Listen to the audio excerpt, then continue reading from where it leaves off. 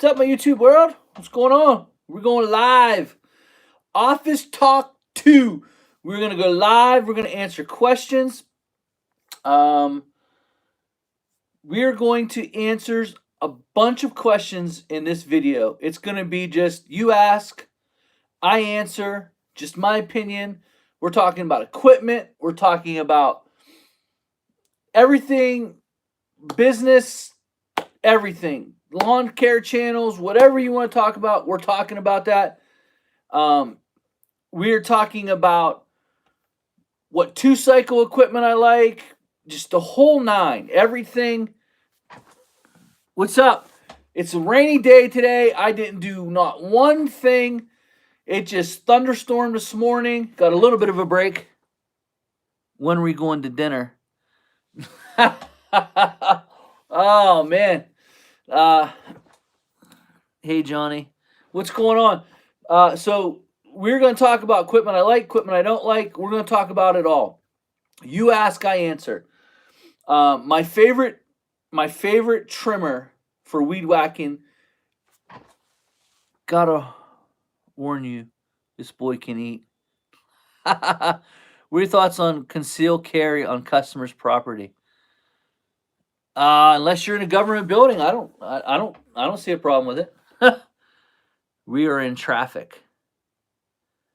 Hey, my daughter, we are in traffic. What's going on?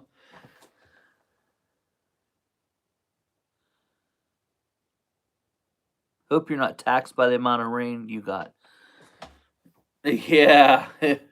Jeez, that would be something if you were taxed by the amount of rain that we actually got. That'd be nuts. So, you ask, I answer.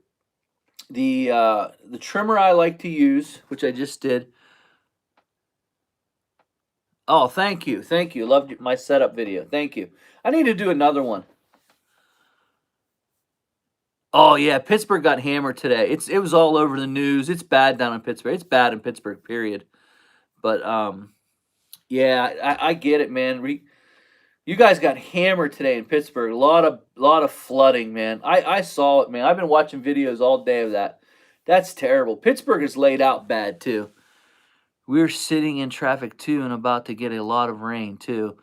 Yeah, yep. Terrible. We just had a storm go through. It's been storming on and off all day.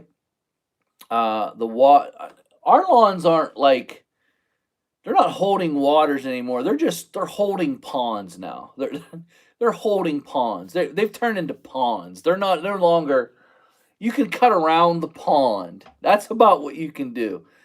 And I've got to be honest, I'm having a lot of trouble with the Ferris 3200 with the weight of it. You know what, Randy? The truth of the matter is, if we wouldn't have got the rain today, and this is going to sound crazy, it rained all day Sunday, and it was 90s Monday, Tuesday, Wednesday with the dew point 74. And what was happening is the lawns were really starting to dry out. It's not taking long. The weather, like if it would stop raining, I would say within a week we would be in drought stress. Within 2 weeks, you would start seeing some lawns go dormant. I know that sounds crazy, but when you get this amount of rain, you have to understand that the roots don't grow deep because they don't have to. All the rain is in the first 2 layers, the first inch or so. So when it dries up and there's no water in that first layer, buying used equipment, positives and negatives. When you're first starting out, if you can buy used equipment off someone you know, that here's been my experience. Let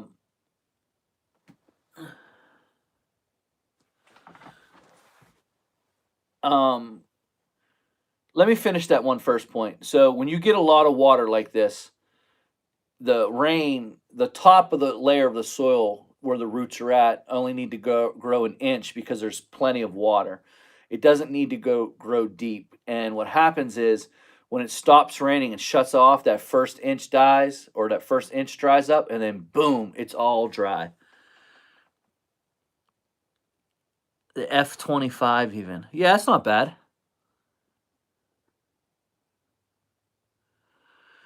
Yeah, it's just the rain the way it is. It's just it's goofy. It's goofy this year. I noticed some of my lawns were drying out, and I know that sounds crazy because we're actually 3 inches above where we were last year. And last year, I'm glad you called out all those YouTube lawn care guys. I loved it. Everyone in the last year, we was a record-setting year. At the end of June, we're 3 inches above where we were last June. So we're actually above. And this is the worst year for rain I've ever seen. I got my mower stuck yesterday. I made a huge mess. Absolutely terrible. As far as, in fact, I just went and looked in my trailer in the mower, and the top of the deck is completely, where the deck got submerged. The bottom of my fuel tanks are mud underneath it because it was sitting on top of the grass. That's how far down I was. But as far as used versus new, um, if you know that you're going to be in this, if you know that this is something you want to do, buying used equipment isn't bad as long as you know who took care of it. I can tell you from experience, if I'm getting rid of a piece of equipment, there's probably you're tired of dealing with some aspect of that piece of equipment, and you're just giving away your problem to somebody else. There's usually, like my old Snapper Pro that I had, it had vapor locking issues so bad, and I threw so much money at it. I just got rid of it. It was 36 Vanguard. I couldn't fix it. I put an electronic fuel injection thing on it, or electronic ignition or fuel pump, electronic fuel pump on it, and I could never fix it. It would always load. So actually, I got rid of it. So someone else bought that mower. Now, obviously, I told them what was wrong with it, but someone else bought that mower. That's someone else's problem now. And sometimes those problems become your problem. And as cheap as equipment is now, and not meaning cheap expensive wise, but as cheap as a payment is, I don't have an issue with someone starting out and actually going into debt over a piece of equipment because it is it. I know some people like, no, I pay cash for everything. I get that, but when you're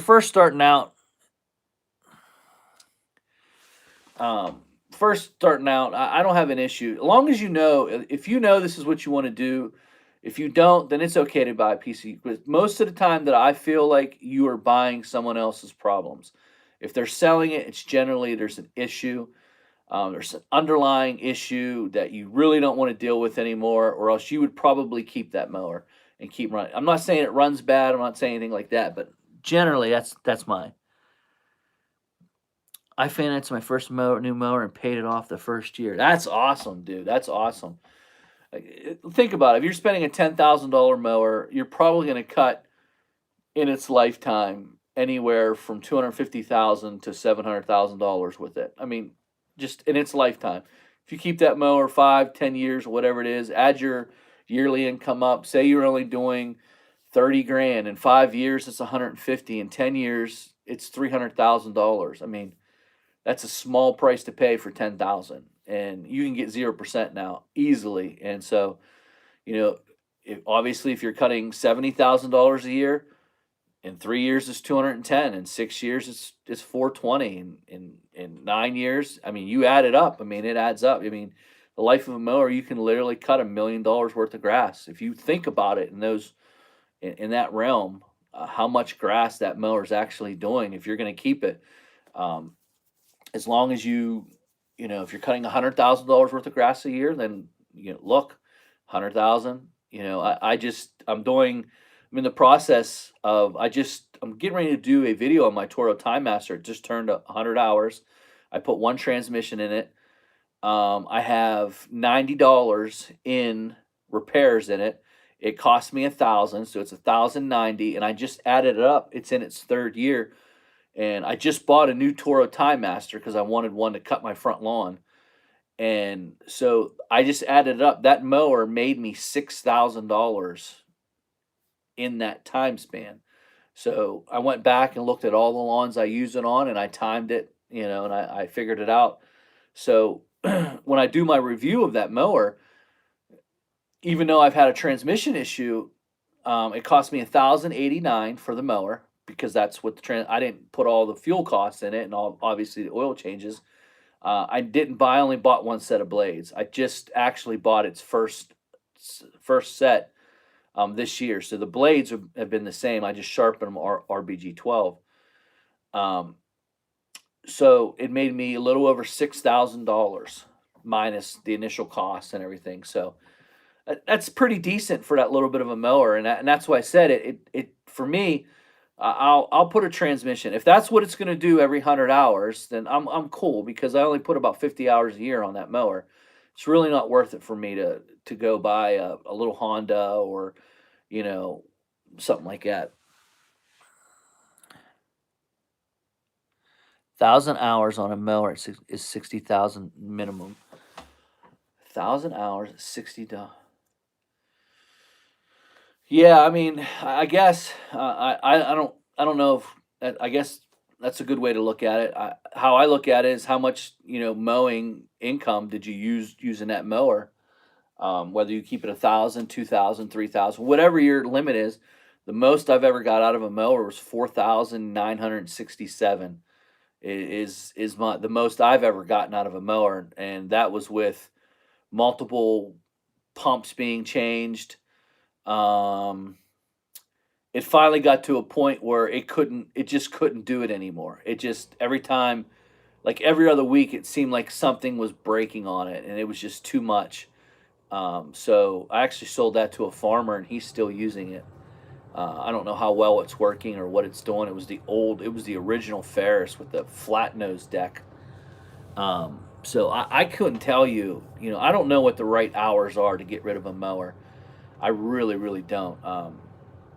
I've kept them a long time, and I've kept them as low as 400. I mean, I got rid of my Snapper Pro and only had 1,147 hours on it, and the 2100 had a little over 400 hours on it. I got rid of both of those and bought the 3200. So, I don't know. I really don't know. I can't tell you what year hour.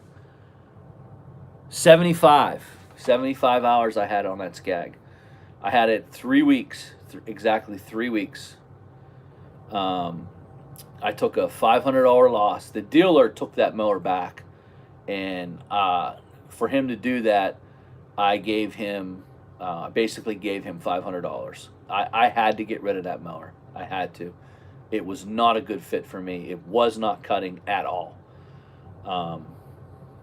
Great dealer though. Great dealer. Just couldn't cut my grasses at all. I mean, I tried everything. I did different levels. If there's a plate in there, you could adjust it up and down. I just couldn't get it. I just couldn't get it. And there are some guys around here who do have Skag. And I got to be honest with you, their lawns, they're always clumped up. They're always a mess. And I've said this before, and I'm going to stick by this statement. If you have to triple and cut your lawn 4 times,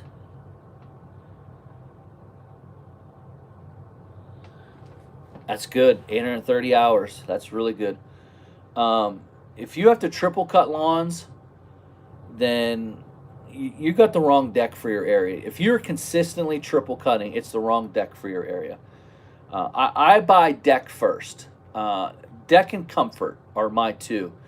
Everything else is the same. Like the same pumps are. There's 2 companies that make hydro pumps. It's Parker and Hydro Gear, and your mower has to have either one of them, or even a mixture of the 2. Also, engines. Engines: Kawasaki, Kohler, Vanguard. Those are the main 3 right now, and so engines don't matter. I agree with that. The Turbo Force deck does the best jobs between 10 and 6 o'clock. If you're cutting, even if it's really high, there was never a mess I couldn't clean up with a Turbo Force. or actually the Exmark Ultra Cut. The problem became in the spring when it was wet and it was high fertilized. Both of those decks, not so much the Exmark, but the Turbo Force would make messes. It like when it threw clumps and it was wet out, it would just move a big clump and make 11 small 30 pump clumps. And then you couldn't get it cleaned up. It was just like you were taking a backpack to it. Um, when it came to difficult situations, the Turbo Force deck just struggled. As long as you stayed within that 10 to 6, even if you were it was 10 inches high, as long as it was drier, like you could cut with a little bit of moisture, but not a lot. And the same thing with the Ultra Cut deck. As long as it wasn't overboard wet, they do a great job. You get in trouble when they'll make a mess you can't clean up. And I've had that. Now with the ICD deck, I tell everyone that it cuts. I'm always able to clean up the lawn, always.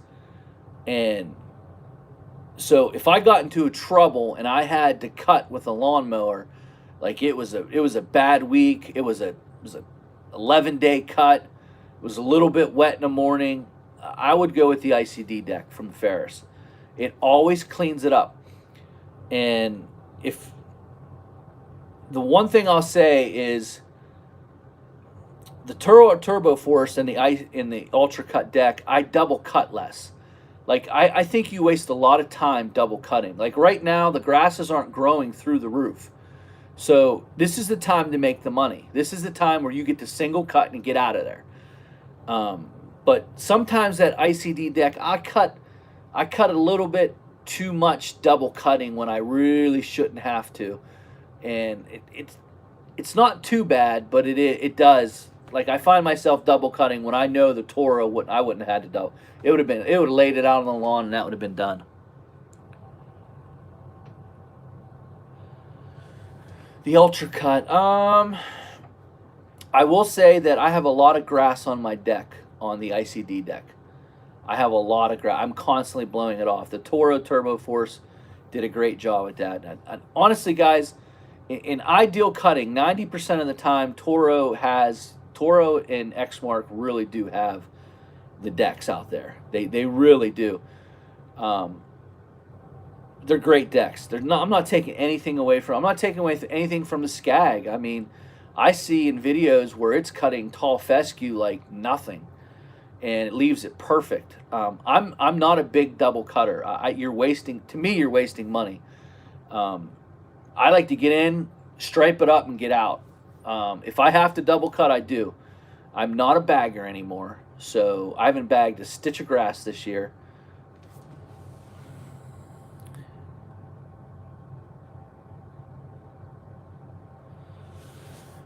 Yeah, Exmark. I've never had that issue with Exmark blowout in the front. The blowout always occurred on the right side discharge. It would come up underneath and come up on that one side if I was bagging on an Exmark, but not.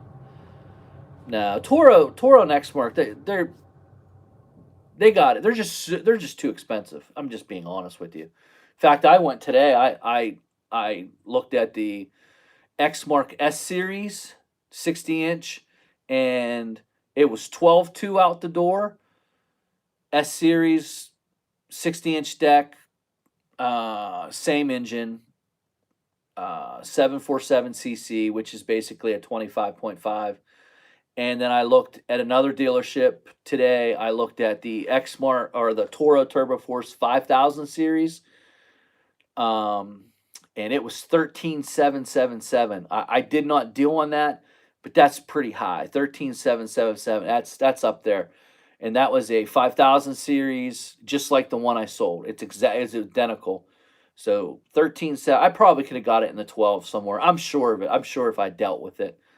But that's just for those mowers. That's up there. Like I said, I bought my Ferris for 10.9 out the door, and I just don't. And this is just my opinion. You can say whatever you want to say.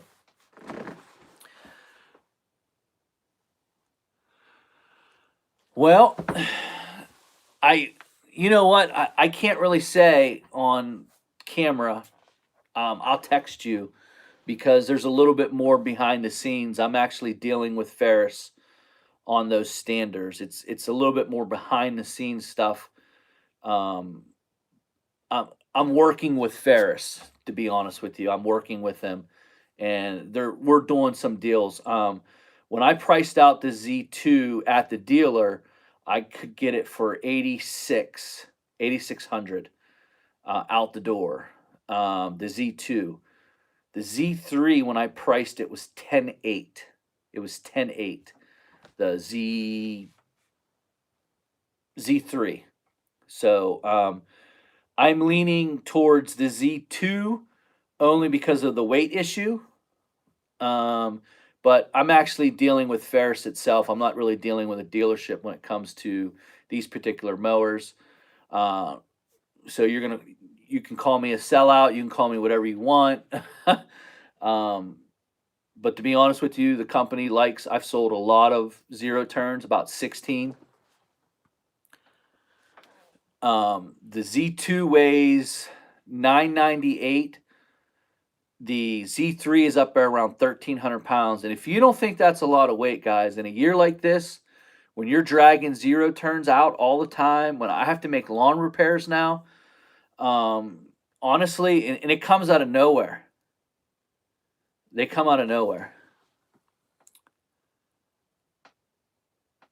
The Pro Stance has baffles under the deck.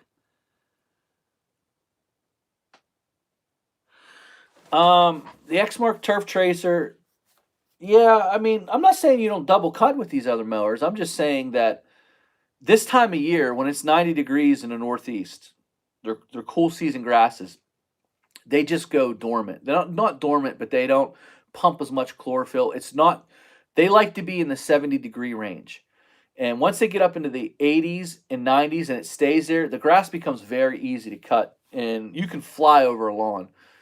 But this is when you want to make money. This isn't when you want to, because you're double and triple cutting. And I've said this before, unless it's really springtime, if you're double and triple and quadruple cutting, the deck's not right for your area. I'm going to say this again. I've said it before in this video. I go for the deck first.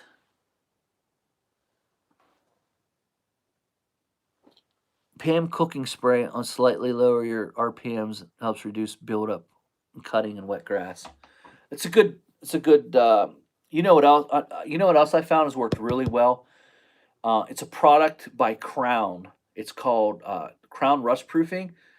This product is unbelievable. I spray it underneath my deck, and wherever I sprayed it, grass doesn't really build up there, and I'm like amazed by it. Crown Rust Proofing. I can't swear by it, but I'm telling you, I've been using it. I used to use fluid film and made the decks easier to clean, but this Crown product seems to work really well underneath my deck. I used to get a lot of buildup between the first trim side chamber and the front edge of my deck, where the chamber comes around like this, and then the baffles here, and they got that pointed baffle here. Well, it would build up and almost connect the two. Since I sprayed that, I have not had any buildup there at all. Very little. So Crown, look that up.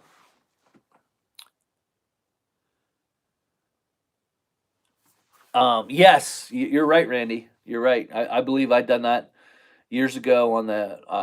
I did a video on the ICD deck fixes that I had to use. You can go back and look at my ICD fixes. I was probably one of the first ones. I went and bought a Snapper Pro with the ICD deck. This was generation one, and I had so many issues. It just couldn't cut right, couldn't figure it out. So I actually, Ferris sent me. I know it's a Snapper Pro, but I was dealing with Ferris because Briggs and Stratton owned them. They sent me the old style deck. It was the front nose. It didn't have the slant. It was the old style deck because I bagged everything at that time. And you can find these threads on Lawn Site.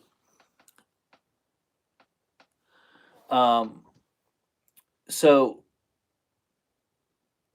I used that deck, and it came with the old style blades. The old style blades had a small. It had a small tail on it. It was still a high lift blade. It resembles a lot of the Exmark blades, the Exmark and Toro blades. It resembles that, the way that has a smaller tail. And the ICD decks come with these real long fans, and they're big. They have a lot of suction on them. And what I was finding, it was just overwhelming my bagger. It was just, it couldn't bag with those blades on it. So what I did is I put the smaller tail on, and then I was able to bag lawns. But what I discovered was when I'd side discharge, it side discharged cleaner, side discharged better. But then I found in the summer months I was struggling with grasses laying over, and it wasn't generating enough lift to lift it up and cut it.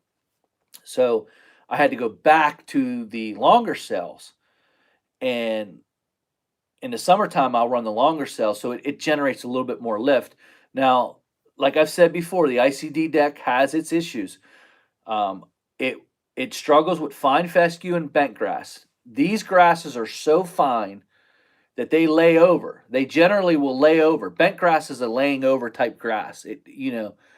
So when your mower deck goes over it, it doesn't want to pick it back up and cut it cleanly, so it gives it that smashed down look. And so those two grasses, fine fescue and bent grass in shade now, when you're dealing with shade lawns underneath trees, it'll frustrate you. It really will, because you'll look at it, you see it's pressed down. If you picked up the tire marks, the grass would be like 2 feet high because it just presses it down. I cut lawns really high up here in the Northeast. The lowest I cut on a weeded lawn is 3 inches. It's the lowest I cut.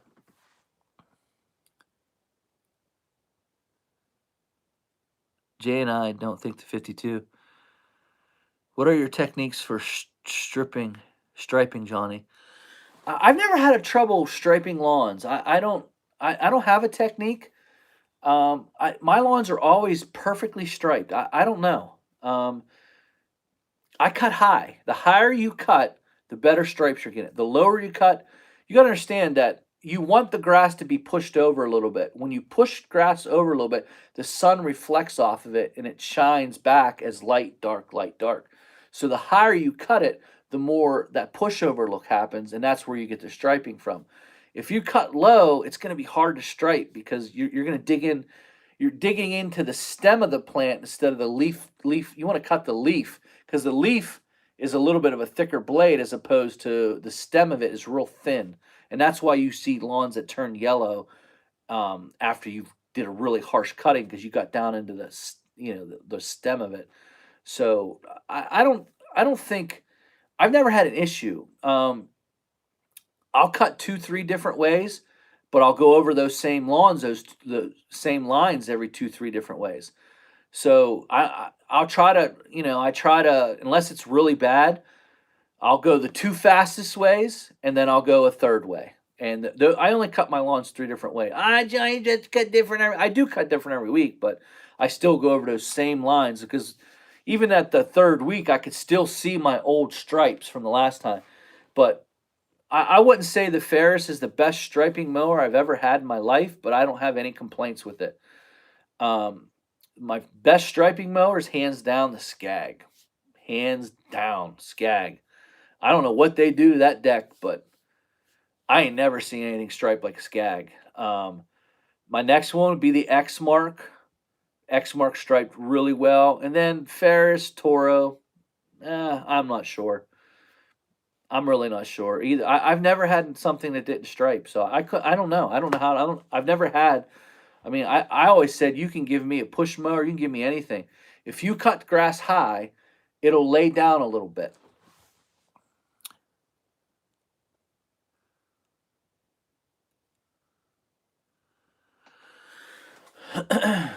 um,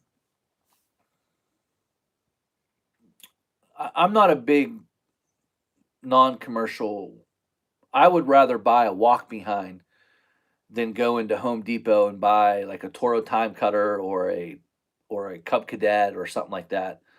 Um, I was actually at a Cub Cadet dealer today, and the only thing I'll say about the Cub Cadet, that thing is massive, and I can tell you that I would spend more time pulling that machine out of places than I would get using it.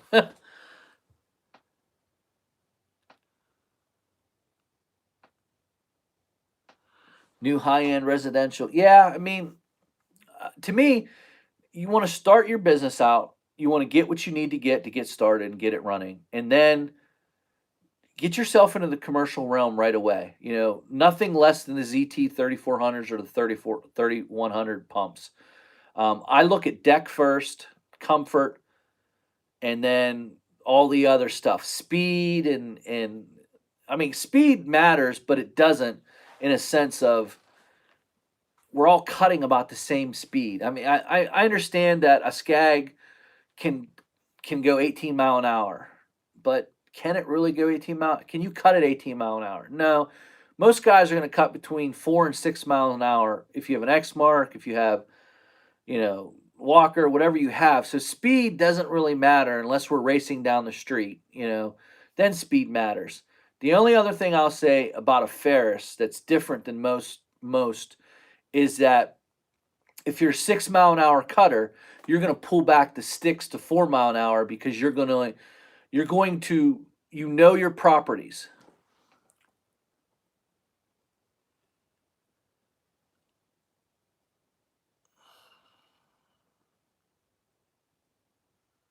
Cool. Austin Smith said he bought a Ferris. So Ferris, if you're watching, there's another one. Austin Smith bought a 2100, has 400 hours on it, and said he loves it. So there's another one for you, Ferris. Um,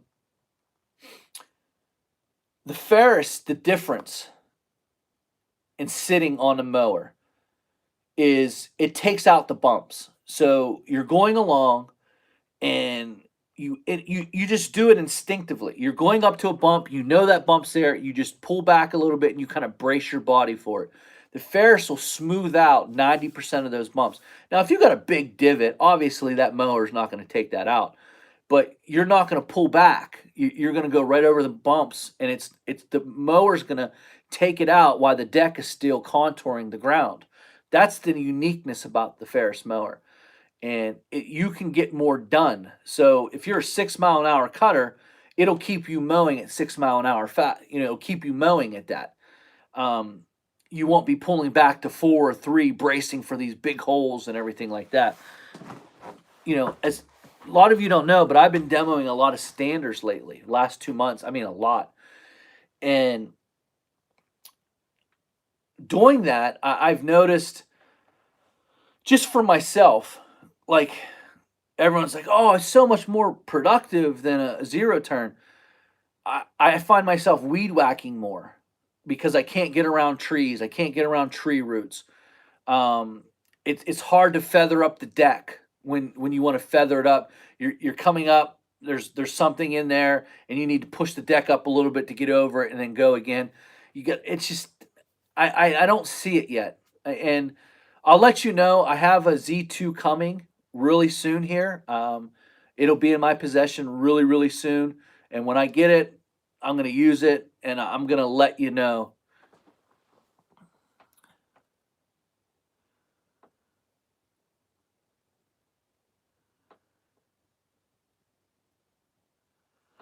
Um, if I lived in Pittsburgh, I wouldn't own anything but a stander or a walk behind. Not with those heels.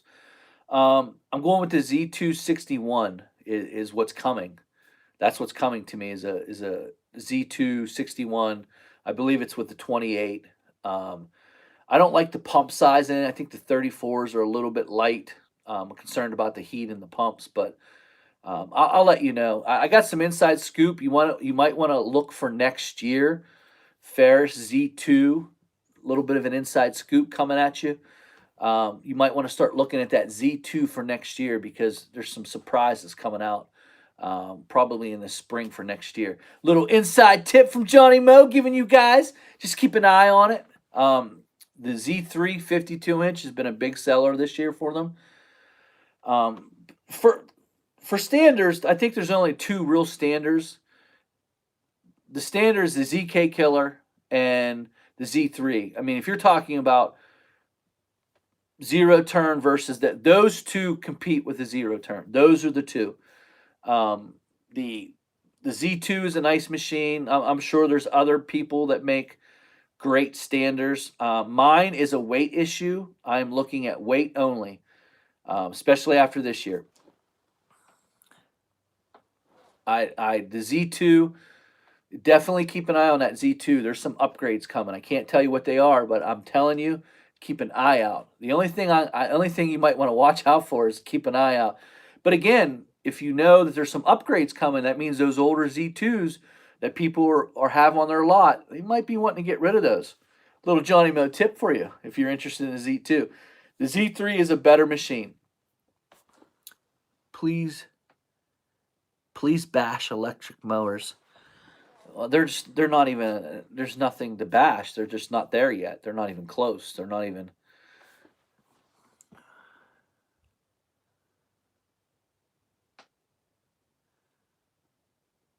I love them. I love them. I don't know about the 44 Pro line. Is the 44 Pro line the Superflow deck, or is or is it the Turbo Force? The SFS deck was one of the worst decks I've ever used. I loved my 36-inch belt drive. I think they're awesome, low maintenance. Back in the day, you could throw a whole transmission on for $300. Those Peerless transmission lasted forever, man. Never had issues with them. Never. Those mowers were phenomenal. I must have put hours the deck action before the Superflow deck. Ooh, no, I'm not a big fan of that. That's an old walk behind there. The older deck is not much different than the Superflow deck. I use those decks forever. The technology has changed so much that I'm not sure, man. If it's working for you, keep it. I don't want to steer you away from something, but the newer technology is so much. The Turbo Force deck is so much better. The 36-inch Toro, the one I had, is when Exmark when they bought Exmark, and their 36-inch mower became the Exmark, and I had that thing for years. That thing was unbelievable. It cut grass. It was one of the best cutting machines I've ever owned, and it can wing some grass out there. So I love the belt drive. I don't see nothing wrong with it. I would buy a belt drive. It's just this technology today. Well, back then, my man, they didn't have hour meters on. You had to put your own hours meters on back then. I couldn't tell you how many hours were on the 36. Man, I don't know. Thousands and thousands. I did blow an engine in there. It was my fault. I was cutting.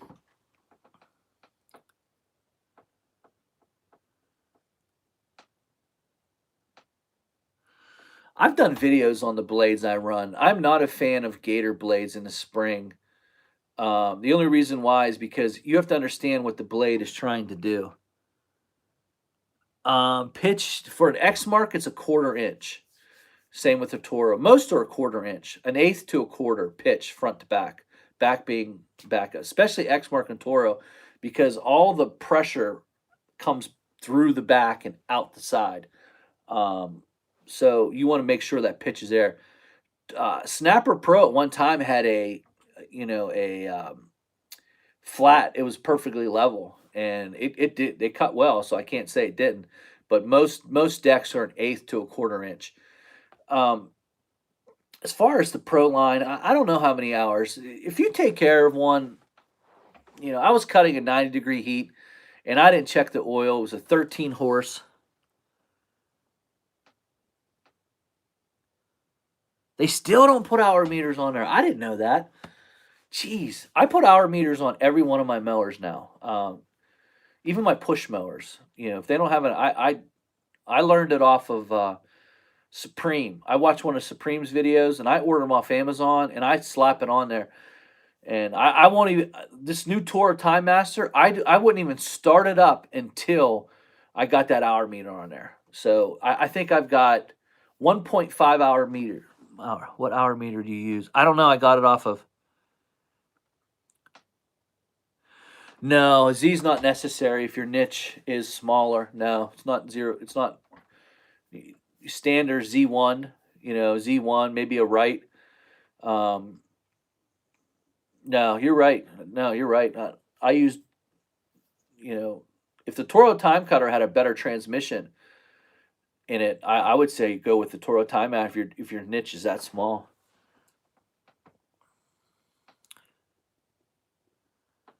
Yeah, Skag. I noticed Skag mowers. The smaller the deck size, the better it cuts. Like the 52-inch, it seems to cut better than the 61-inch. I don't know why that is. Um, just my experience when I was testing the V Ride out, I felt it cut really well. The V Ride. Now that was Generation One. When they came out with Generation Two, it was basically the same. Um, it seems like for me, when you're cutting grass, you want the grass to be spread out over as much land as you possibly can get. So when the 61 for me was only covering a pass and a half, and it was just I couldn't clean it up. Yes, I just demoed one today, as a matter of fact. Z148 is exact mower. I felt I was a little in a little tight. I felt a little enclosed on that little platform that was comfortable. Probably plenty of power. Um, it felt tight to me. It feels a little top heavy. I talked to a guy who owns one in my town. I stopped him. We talked for about 15, 20 minutes. I watched him cut a lawn. It cannot hold a heel. It just right down. I actually went to the dealer today. I actually looked at one and got on one, and I just felt a little tight on the Z1. I'm not sure. It was a 48-inch deck. I don't know what the deck size was though, or not the deck, but the engine size. I'm assuming it was probably a 19. But back when I had my 36-inch walk behind Toro belt drive, um, well, I had a 52-inch before the Superflow system decks like this. It was 18 horsepower Kohler. I had a 44-inch. I believe that was a 14 horsepower Kohler, and I had a uh, 36-inch Toro, and it outcut both of the other mowers. Not bad. Again, I've said this before. The ICD deck is a great cutting machine. It's not the best cut out there. It's not the best. Um, it I've ranked it before. I think Exmark Ultra Cut is number one. I think Toro Turbo Force is number two, and you can flip flop them in certain circumstances. When it gets really wet out, I'd rather have the Turbo Force.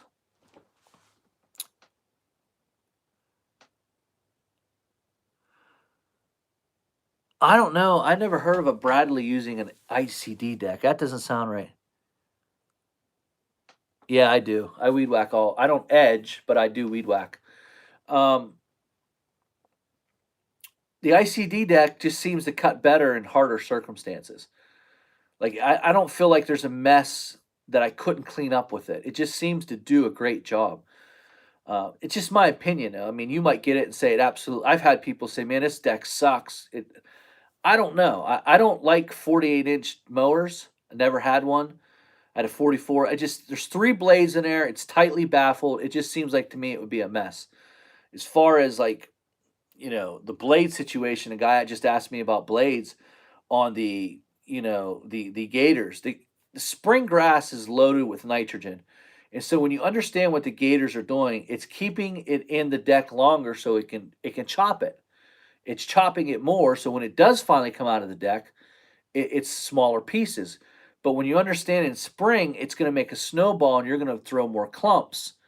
And some people say that those clumps are easier to. I've never had good success with gators on any of my mowers in the spring. Now in the fall, absolutely, I run all Gator fives and sixes and G5, G6, and we just go to town on it. Like it's unbelievable what it can do to leaves. And by that time, the grass is who cares? No one really cares. But um, it's just my opinion about it. I'm not a. I like to get grass in the spring. I don't want grass staying underneath that deck. The longer it stays underneath that deck, the more buildup you're going to have, the more trouble you're going to have, more cleaning out the deck you're going to have. I'm just not a fan of it. I have wrote right off.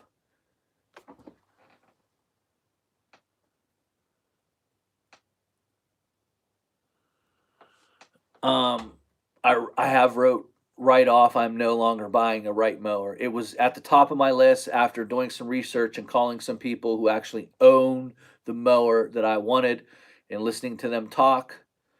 Wright is definitely not going to be on the fleet. Efficient on time, enclosed or open? Open, hands down, not even close. Open trailer is the most efficient you can get. You can fuel up right there. The only thing, uh, the only thing that I only go to the gas station once a week in my enclosed trailer.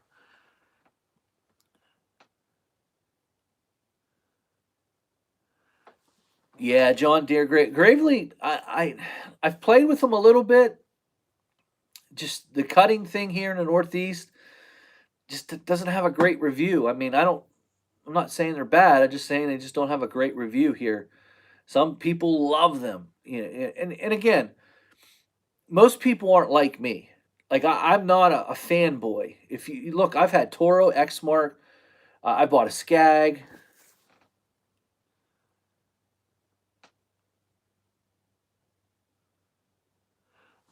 If that's I wouldn't put any more high lift on that Exmark if I was you. If that's whatever the Exmark blade is, that's the one I would use. But I'm telling you guys, I'm not a fanboy. And what happens is a lot of guys they buy color. They buy, you know,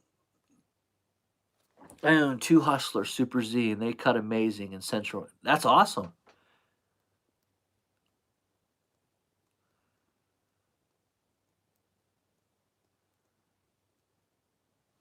eBay for those Exmark blades. Um, I used a lot of mowers, man. I'm not a fanboy. It's for me at this stage in my career and life. It's more about comfort and deck as opposed to paint. Um, when I got my first Exmark, I swore I would never buy another brand ever again. The Exmark dealer that I was going to closed, so I bought a Toro, and I found out the Toro didn't cut that bad. I bagged, it did well. When it was time to buy another Toro, I bought another Toro, and so I kind of forgot about Exmark because Toro bought Exmark, and that's and then what happened was the Toro got out of control with their pricing. They wanted like $11,000 plus the bagger. And what it did for me is it made me go look at another brand. And so I actually went and looked at a Ferris. They came out, they demoed. At the same time I demoed the Ferris, I had them drop them off in a neighborhood. And I demoed two Wrights that day and the Ferris. Guy came out with a huge equipment trailer. We met at a place. I said, I want to cut. I have 6 lawns in this development, and I just want to go cut. So I cut the first two with the Ferris, and then I used the Wrights. I had two Wrights. I used a 36-inch Wright.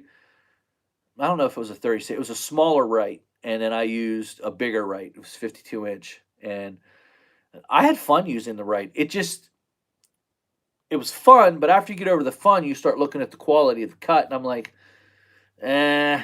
Um, that particular 61-inch mower for the Ferris, um, I actually bought that mower right after that demo. It wasn't too much longer. So here's how it stemmed. So I bought a Toro. I kept going through pumps every 400 hours. Every 400 hours, I'd blow a pump. What's up, Johnny? What's going on, Willie? And then I bought a Toro diesel.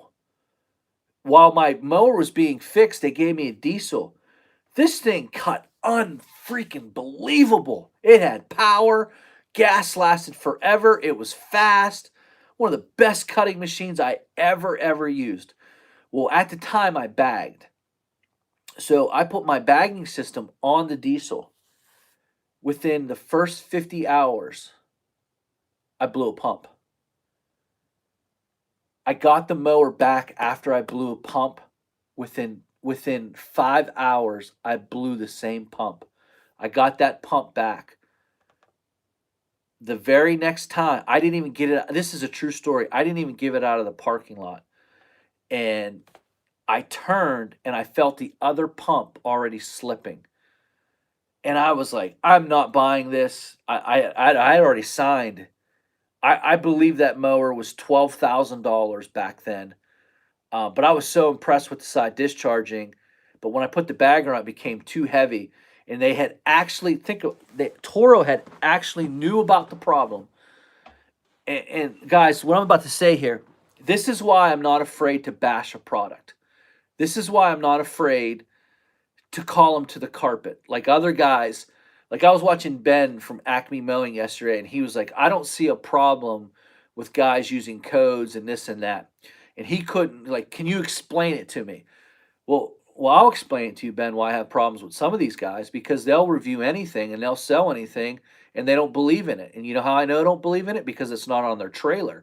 So you have thousands and thousands of guys going out and buying products that aren't what they are. And I think that we as YouTubers, especially for us who have thousands of viewers who respect us and we say that this is a good product, we should stand behind that. We shouldn't just put a code out there and say, yeah, go ahead, I'll put a code. Like I've said this before. Cub Cadet has been in the commercial business forever. But if you watched a handful of channels, and it was like it was a script. It was like someone gave them a script.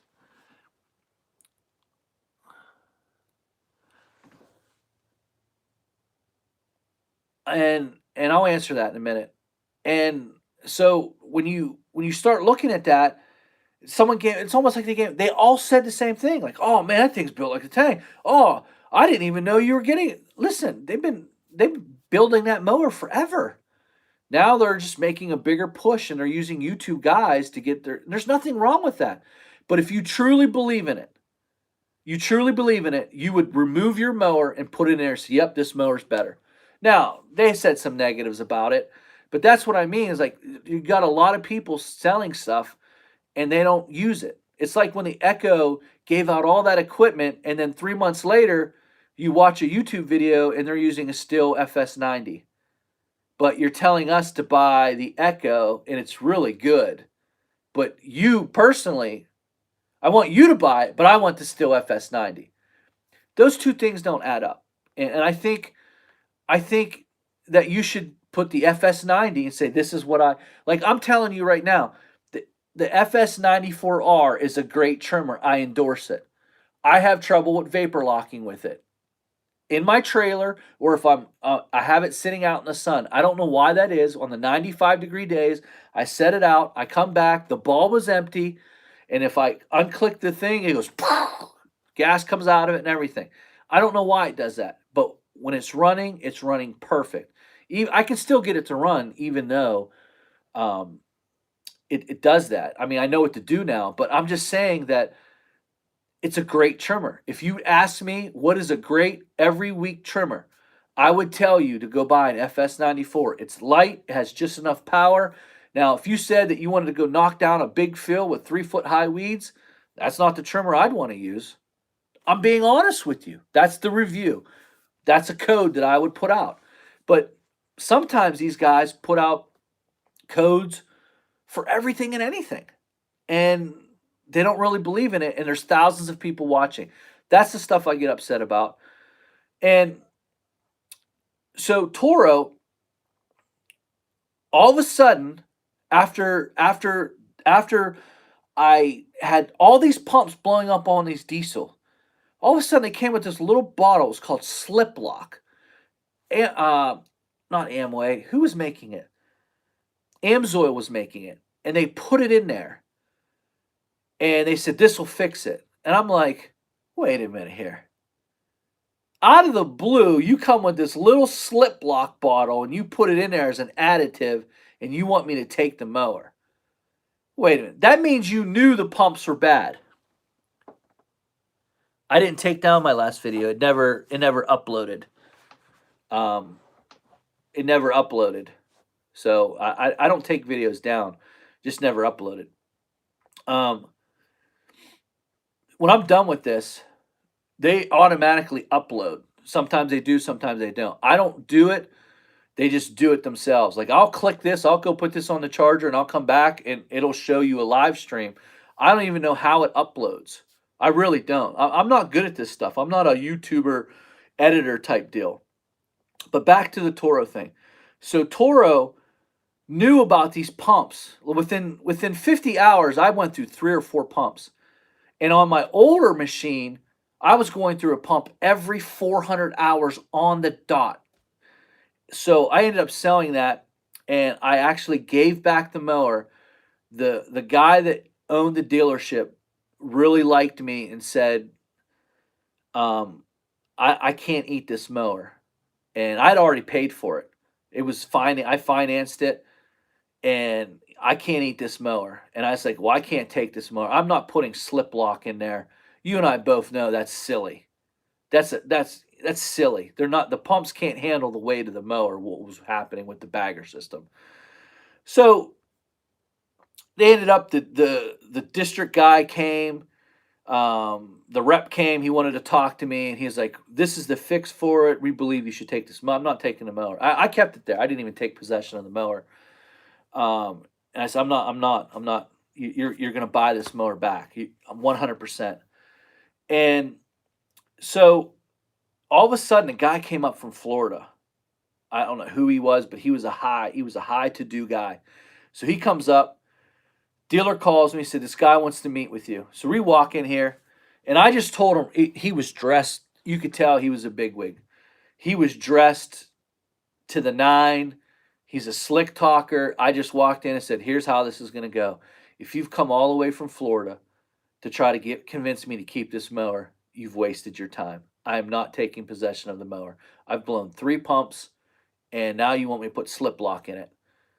And I said, I'm going to end up blowing more pumps. I explained what happened to my last mower. I said it spent too much time in the shop. And he just looked at me, turned around, and goes, well, I guess I wasted my time. I guess he's not going to take possession of the mower. Turned out that the dealer went to bat for me. He said, I sell a lot of Toros for you. I cannot eat this mower, and I'm not going to make him pay for it. Toro gave me my money back. Toro gave me my money back. Toro gave me my money. Toro did. The dealer went to bat for me, and Toro gave me my money back. But I had such a bad taste in my mouth. I was so afraid to buy a machine from them. So I went from there. I demoed. Now listen to me. I demoed a Ferris. Then I bought an Exmark. So I want you to think about it. I bought the Exmark 56-inch Triton deck, 75 hours on it. I blew a pump. Listen, I blew a pump with 75 hours on it. It cut like a piece of garbage. The Triton deck was the worst. They don't even make the deck anymore. So I took it back to the dealer. It was blowing smoke. The engine was blowing smoke. And they were like, it's just breaking in. And I'm like, listen, guys, I took an $800 loss on that mower. I said, get rid of it. I do not want it. I will take a loss on it. So Toro and Exmark had pump issues, and it was well known. They were stocking pumps at the dealership because they knew. This is my point. They don't care about the end user. This is my point, guys, and I mean this. This is why I'm not afraid to bash them. Exmark and Toro, and probably a few other ones, were getting bad pumps from, I believe it was either Parker or Hydro Gear. And they knew it. They knew it. But what they were doing is we'll just warranty them. Just kept warranting. I was going through pumps like crazy. So I was so frustrated with Toro Exmark, which Toro bought Exmark at the time. And they come out with the Triton deck. It couldn't cut Northeast grass. It just made a mess. I blew the pump. I said there was something wrong with the engine. It was blowing smoke. I didn't want it. I didn't take possession of it. The owner of that particular dealer called me. We met at his house. And he's like, I can't take this mower back. I said, keep $800 then. And he was like, all right. I'm not kidding you. They sold that mower within 2 weeks. I went back the 3rd week. It was actually in the shop. I can't even make this guy's. I wish I could. It was in the shop with a blown motor. I just looked at it. I said, "That's my mower, wasn't it?" He goes, "Yeah, the guy blew the mower." Um, and so right after that, I bought the Ferris, and that's kind of how I transitioned from these other places, and I started. And then when I started using the Ferris, I started realizing that other mower companies actually had decent mowers. And then I started just experimenting with mowers, and that's I've said this before, but that's how I got to into Ferris. It was bad issues with Toro and Exmark. Um, Exmark has totally redid their mowers. Um, just they redid their mowers. They're excellent mowers. I'm not going to bash them. Um, Toro gave me my money. Toro gave me my money back. So and you're just like, well, Johnny, it sounds like you got rid of a lot of mowers. When you know you have a headache, listen to me. 75 hours, a pump went out. Within 80 hours, the motor went out. That would have been me. That would have been me. That would have been me on that mower doing that. And I would have had to went through all that. That's why I'm not afraid. And I think that's why this platform is here. I believe we should hold them accountable. I believe if you're having issues, you should be able to sit there and say, listen, these are the issues I'm having. When Snapper Pro and Ferris first came out with the ICD deck, it was a disaster. It was a disaster. You should be able to hold them. You shouldn't be their R&D, research and development. And a lot of companies will do this. Like if I went back, if I had my original phone, I could show you emails that I sent to Ferris proving that the ICD deck could not bag, physically could not bag. The opening was this big, the bagger opening was this big. And I had to send them pictures. Like, you developed this mower. I sent them pictures. Look what you did. It was leaving a trail the whole way down. They sent it out to production like that. I bought it first year and I'm bagging. It won't bag nothing. It was like having a block off shoot. Like, oh, you're taking too much off. What in the world? You're only supposed to take this much off.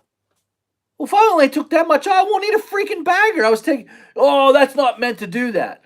Well, all of a sudden, about 6 months later, they redid the bagger. Now, all of a sudden, it could take this much off. But you're the bad guy. I was the guy who had the ICD deck sitting at the dealer for 3 weeks at a time, and they're sending me baffles. I'm their R&D department.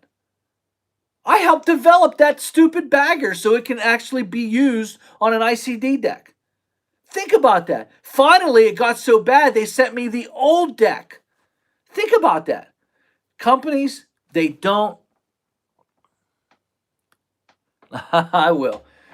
They don't really care about the end user as much as you think. They don't. Think about it. When the Clean Air Act came out, Echo's carburetors. How many of those carburetors went bad? How many weed whackers went bad until they finally got it figured out? It took a long time to figure that out. Guys were going through weed whackers like nothing. It didn't matter, but we were buying them and buying them and buying them and buying them and buying them. It didn't matter to them. So now we have a platform to keep them honest, to keep them say, listen, you're not going to be able to do me like you did me before. You're not going to be able to give me a little slip lock and throw it in there and say, hey, that's our fix for you. No, no, no, no, no, no. Now we have a platform where we can hold them accountable. And if you sell out and you become one of these people who will just say, yeah, it's a great product, go ahead, use it, I put my stamp of approval on it, then you're letting them do. Corporate is going to do what corporate's going to. It's about bean counting. It's like the old Ford Pinto. They counted how many times does someone hit you in the rear end and your car blow up? That's what they did. It's true. It's a fact. Go look it up. How many? Well, only that many. It only happened that many times, so we're not going to we're not going to worry about that then. So lives don't matter in the end. It's about how many. Just like the Kohler engine. The Kohler engine, where the oil filter, it has oil leaking issues. My Toro 3000 had that problem. I had to get it fixed in the first 75 hours. The Toro 5000 had the same exact issue. I had to get it fixed in the first 100 hours. Did they fix it? Yeah. But why, from the 3000 to the 5000, 3 years later, do they have the same problem? Because it's the same engine and no one really cares. It's about being, how many times is that going to happen? It happened to me twice. Everyone's like, well, Johnny, well, you feel like Toro so much. Where's the Toro? It's with another company. I flat out sold my 3000 and my 5000 to them. I love the Toro machine. I just hated the fact. Here's something else that went bad on my mower. Mowing and growing, lawn care, West Finn. Who are you, mowing and growing? Tell me who you are. If you're in the Shannock, that means you're in my neck of the woods, so I need to know who you are. That means, like, there was a on the 3000 and the 5000 series, the throttle cable would go bad, and it would vibrate back because where it would set in was plastic, and when it moved away, it would vibrate back. So the 3000 did it 3 times. 3 times. So you have to go to the dealer, get a new one, have one put it on. The 5000 series did it. I'm like, wait a minute.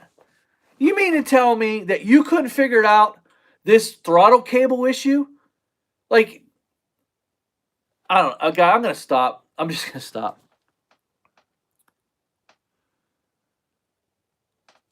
I'm just going to stop. I don't want to bash anybody. Not so much mowing contract with residential, more commercial.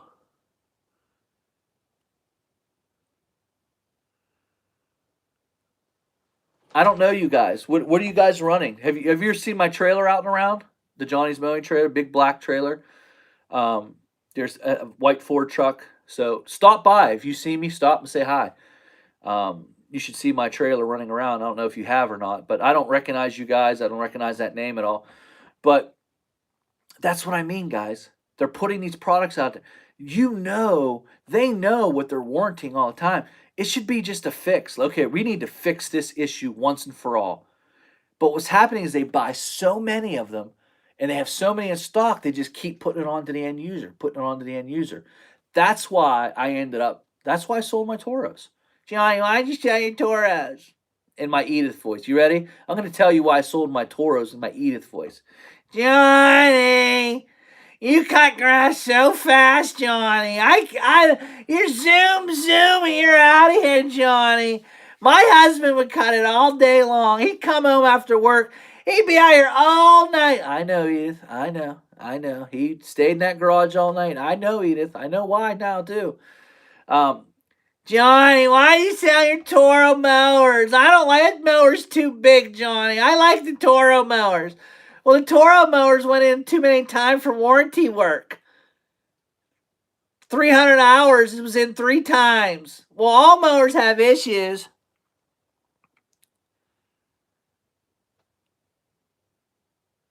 All right, stop by. So you definitely saw me around town. Stop by and say hi. I don't like that. I'm not going to support a company. Do I think your deck runs great? I do. I think your deck runs good.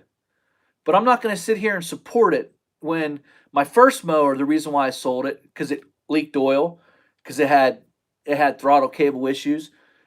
And then I sold it, and a couple years later, I'm like, man, I missed the cut of that Turbo Force deck. That's how good that deck cut. I missed it. I bought a 5000, bam, 75 hours, oil leak, bam, right off the kit, a throttle cable. Same issue I had with the 3000. 3 years later, same issue. Why?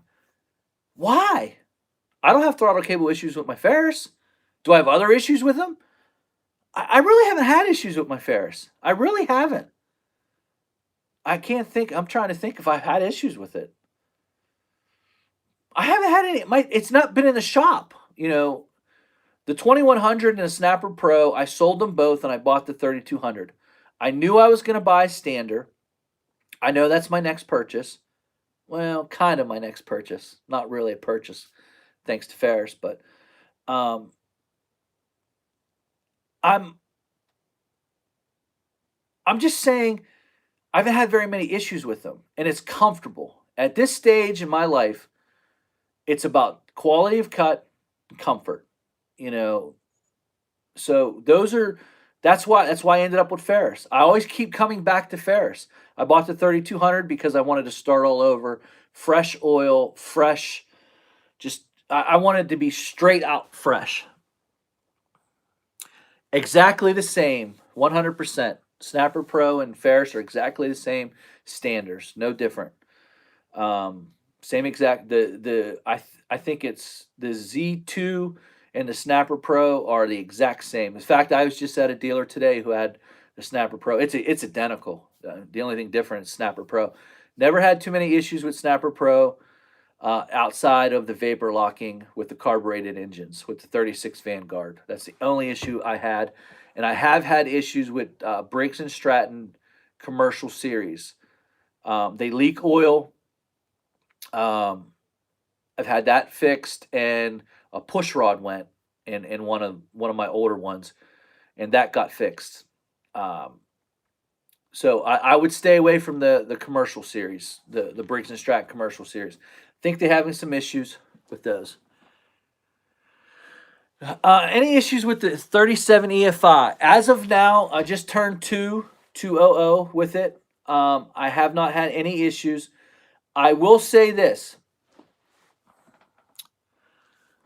I will say this that I'm in a hot trailer. It's been very hot. And when I went to start it up a couple times this week in the heat, I noticed it sounded like one cylinder was going and the other one it kicked in right away, but that's generally means it's too hot. So I think the mower, I've been taking temperatures of the mower. Now I don't know what this means. So you guys can help me out because I'm totally the oil guard system is running about 130 temperature wise. Um, the the crankcase when I put the temperature gauge on it around 160 and about 160 for the pumps. I don't know what that means. I just been consistently taking the temperatures of these things. I'm just curious. I do use synthetic oil. The pumps have synthetic oil in it. I think it's Mobil One 1550 motorcycle. I use that. I think I'm safe, but the oil guard system, I wanted to see. So there's about a, what is that, 20-degree, 30-degree difference between, 40-degree difference between the oil guard system and the crankcase. So when I put it down there at the crankcase, you're looking at 160, 170. I've even had readings of 189 down there. And I'm consistently getting 130, 140 out of the oil guard system. So it is keeping a little cooler. I don't know. I don't know what that means. You guys can tell me. You guys are better engineers than me. I just noticed the difference. The pumps have been consistent about 160 degrees. So hopefully that oil can handle all of that. I'm not losing any oil. I'm checking it. The Vanguard 37 EFI, I've put a half a quart in so far. That's what I've put in so far out of 200 hours.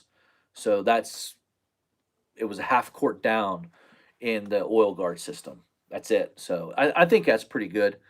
It says don't change it 500 hours or 1 year. So I'm going to keep going. I'm just going to listen to what they say. I think it's a great idea. I'm a little nervous with all that oil being over here and only one or two quarts being in there. I'm a little nervous about that. But I guess it's constantly replacing itself. So it seems like a good idea. I think it adds some weight to it though. So I don't know. I have the Z2 the best. I'm glad to hear that, man. I really am.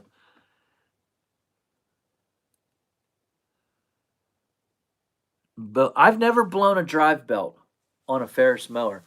I don't think I've ever blown a drive belt on any mower. to be honest with you. I never have. I have I blew a pulley out of the Ferris, the Snapper Pro hydro pulley. I actually got in a bad accident with that. I can't talk about that accident on film, but it was a bad accident. The pulley exploded and the mower became uncontrollable, and I was on a hill and I went down into something and I really did some damage to something. I can't talk about that on camera. Um, it was really, it was a bad. I broke both of my thumbs. Really bad accident. That's very dangerous. Always inspect your Ferris 400s for the startup lawn care. I remind me what a Ferris 400 is. My daughter said, "Hi, father, I'm back. Hi, my love." Guys, I'm gonna be getting off here. Call it a night. Okay, I didn't know that. I didn't know that NASCAR did that. That was great information. Thank you for that. Um, it's working out as of right now. The only issue I have with the Ferris 3200 is it's heavy. And being as wet as it's been, having been as wet as it is, I've been getting stuck.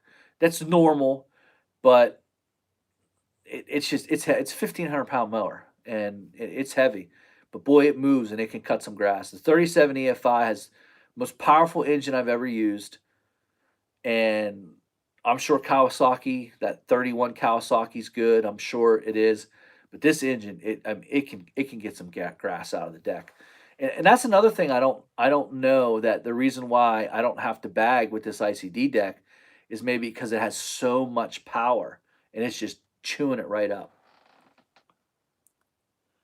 I only use 15 gallons of gas a week.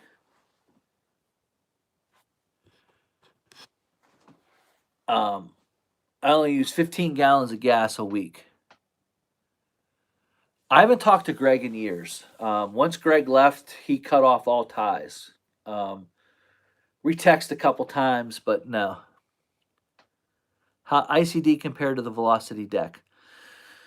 I guess it just depends on where you're at in the country. Um, I had no success with the Velocity deck. Um, I I see it cutting grass online, and there's people who swear by it. Like if you're cutting tall fescue, it looks like it does unbelievable. Clemens, finally! I've been wanting to see one of your videos forever. He's another Ferris guy. I personally, for up in the Northeast, I think the ICD deck does better. The 52-inch seems to do the best velocity. One of the issues I had with Skag, and another reason why I got rid of it, was because at the time I did do a lot of bagging, and they put an extra baffle on that deck when you want to bag.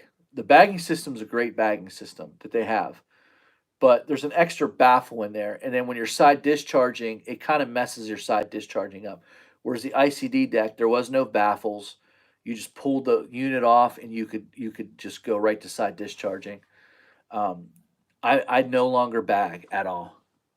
I no longer bag lawns at all, and it's taken me a long time to, and I've taken a lot of heat from my customers, especially in the spring when they were used to that perfect carpet.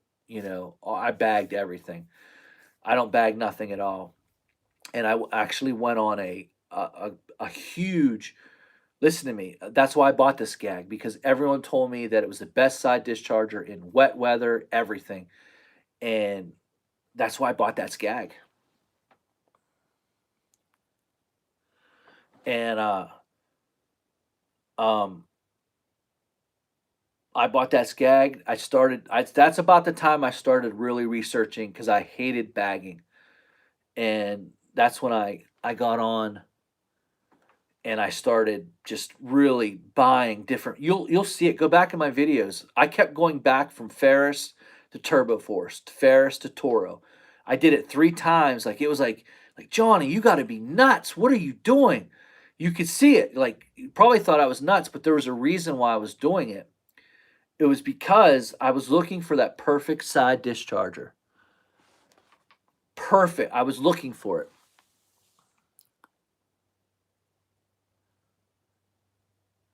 The 2100 is a beast. If I had to choose right now between the 2100 and the 3200, I would choose the 2100. It's a better ride, better deck trimability, and what you're losing is power, and I'm losing power, and I'm losing hillside stability. It will go on hills, but I don't feel safe with that 2100. I don't do a lot of hills, but that 2100 made me feel unsafe. I didn't even know you had a 2100, man. See, I gotta go find your channel. Maybe you're not coming up. Like, are you making videos? Because I didn't know you had a 2100. I gotta get back in there. I gotta find the 20. I've owned one, two, three. I've owned 4 2100s, and they've all been great. Just the hillside stability. If you put even just a little bit of weight back here, it changes everything. Like, if go look in my videos, actually put a weight kit back there, and it became a very good hillside stability. But when you put a weight kit back there, you block those there's 3 bars and air gets through there. So that's part of the heating, that's part of the cooling factor. And since the muffler's down below, am I mowing everyone weekly? I am.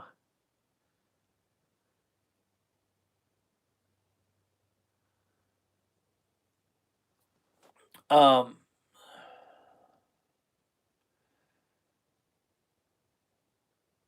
um the guy just asked, am I mowing everything? I am mowing everything weekly. I'm not getting it in a timely manner. I'm usually finished up Saturday or Sunday. I don't like to work Sundays, but I've had to work a few this year. I've only finished on Friday one day this whole year.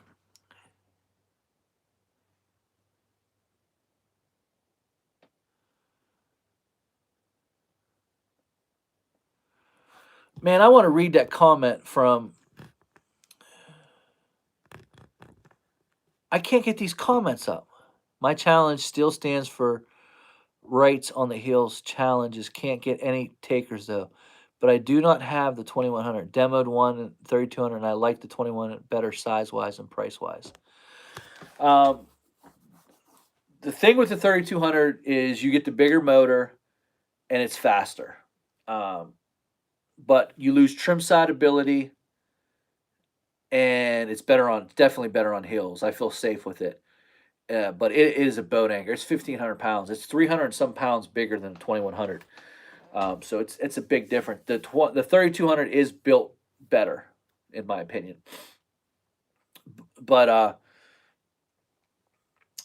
the ice, I kept going back and forth. Now I'm trying to find the perfect series. Like my next mower is going to be a stand on for sure. I demoed the right. I liked it. There were some issues with the right, the ZK Killer, that I kind of caught, that I was kind of thinking, like, I just needed to talk to some people who actually own it and get their opinion. Actually talked to someone today who owns the ZK Killer, and he gave me the lowdown on it, and he was very kind to let me know all the things he likes, all the things he doesn't like, and very nice gentleman. I appreciate him being very honest and brutally honest about that mower. Um, it's built well. It's one of the top 2 standers. But I think Ferris, just for me, and plus now that I'm dealing with Ferris a little bit, um, I have a good relationship with my rep. My rep is awesome, and I just think that I think that's where I'm going to be with standard wise is a Z2. And again, look out for next year. That Z2 is probably going to take over the stand on world next year. Look for what they're going to put out with that Z2. And I'm telling you, it will be. I think it's going to take over the Z2 next year.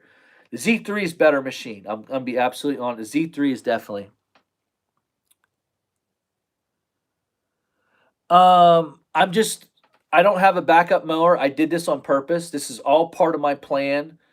I've stockpiled some equipment. I've been buying things purposely over the last 2 years. This is probably my end run in business. I bought that truck. That's probably going to be my last truck. I've been buying my equipment. I sold.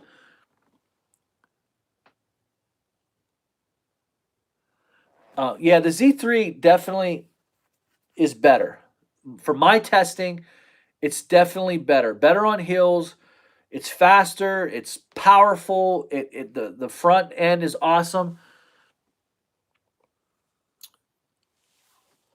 Master mowers. I'll have to check that out. And it's just it is better. But I'm going to be honest with you. This weight issue is a problem. It's a big mower, guys. I mean, you're talking almost 1,300 pounds plus your body weight. That's more than a 2,100. That's more. That weighs just as much as the 2,100. The 3,200 is 500. It's 1,500 pounds plus me 250 plus. You get on some wet lawns, you're gonna leave some mud marks or you're gonna leave some issues.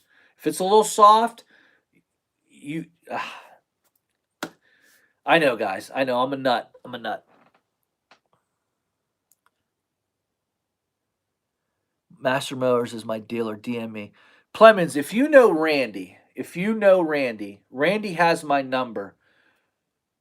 If somehow you two can hook up, as long as you don't give my number out, just get my number and text me. Because I don't know, I don't DM, I don't have Instagram or anything like that. If you could do that for me, I'd appreciate it. Because I'd like to see what the deal is with that Z2, how much it's going to be. The next year Z2 is going to take over. Trust me, with what they're doing to it, promise you. I just went over that. I sold that Toro, and the reason why I sold it. Again, we've talked about this during this video. I've been looking for the perfect deck for me. I'm matching comfort. Randy, if you're still watching, go ahead and forward my cell phone number to Richie. I don't care if he has it. I don't think he'd give it out. Um, um,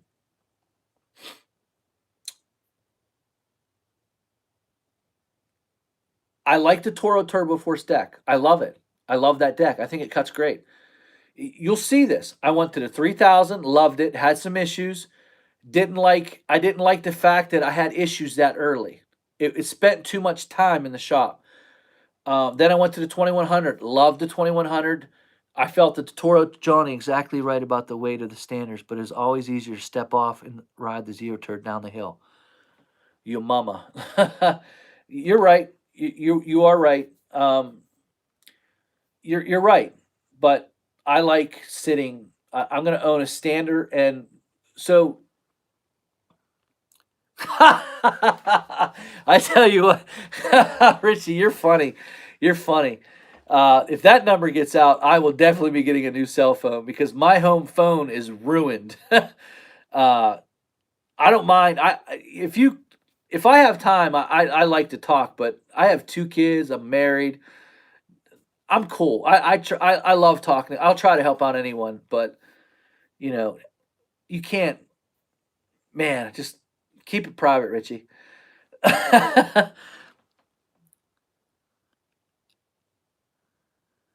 Oh man, how many hours do I get a transmission? Well, I only got 5 hours out of. I pulled one out of the box, and within 5 hours, the left side was just about out. I would say between 80 and 100 I'm getting on mine, but it could differ. It could differ to the terrain that you're cutting. I think if you're cutting a lot of hills, it's going to be less. If you're cutting flat land, I think it's going to be perfect.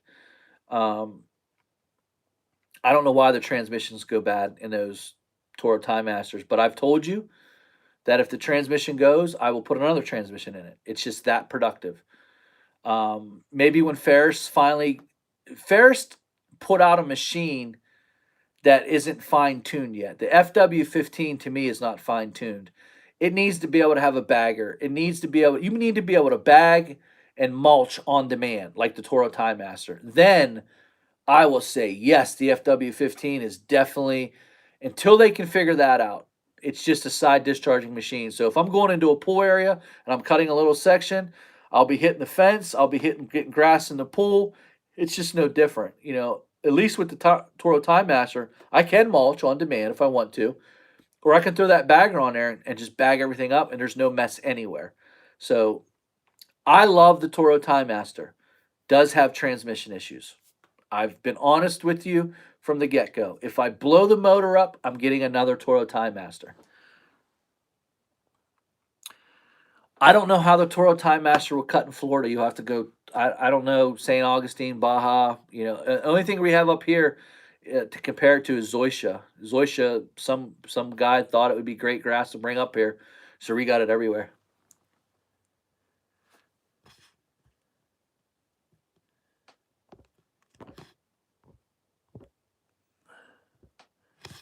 Randy, sorry about Randy. Just text me. Am I really giving your number to Richie? Yep, you are.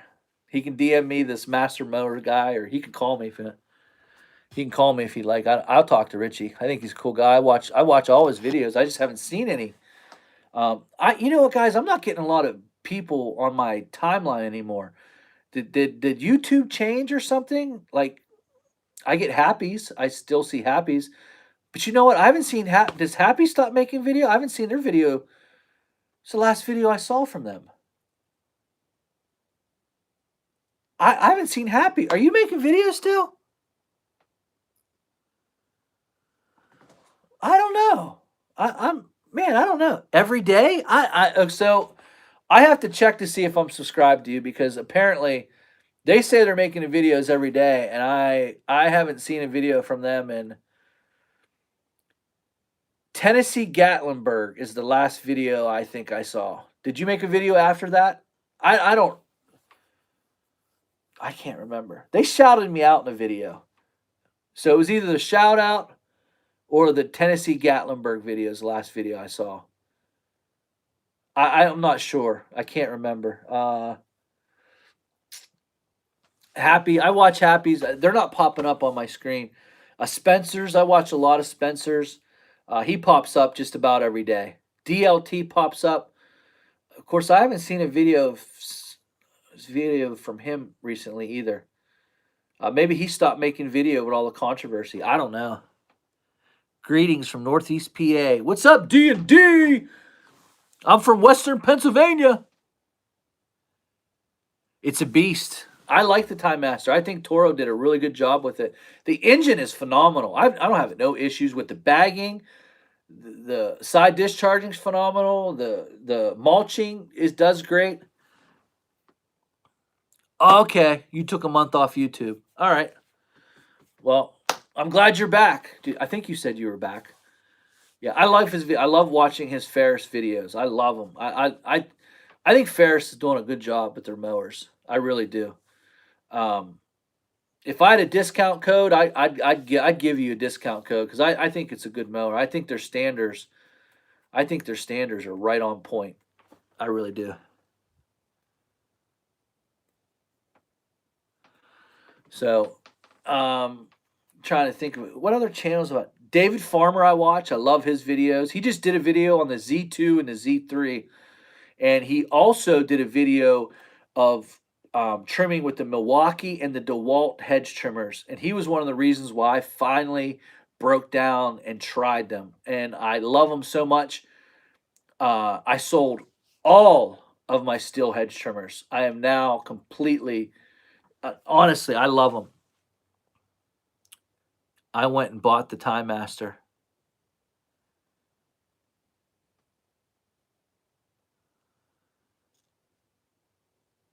Happy says David puts out some great videos. I think he does. I like him. If I ever watched Lawn Stars parody, I have. Caught a couple parodies. Mixed emotions.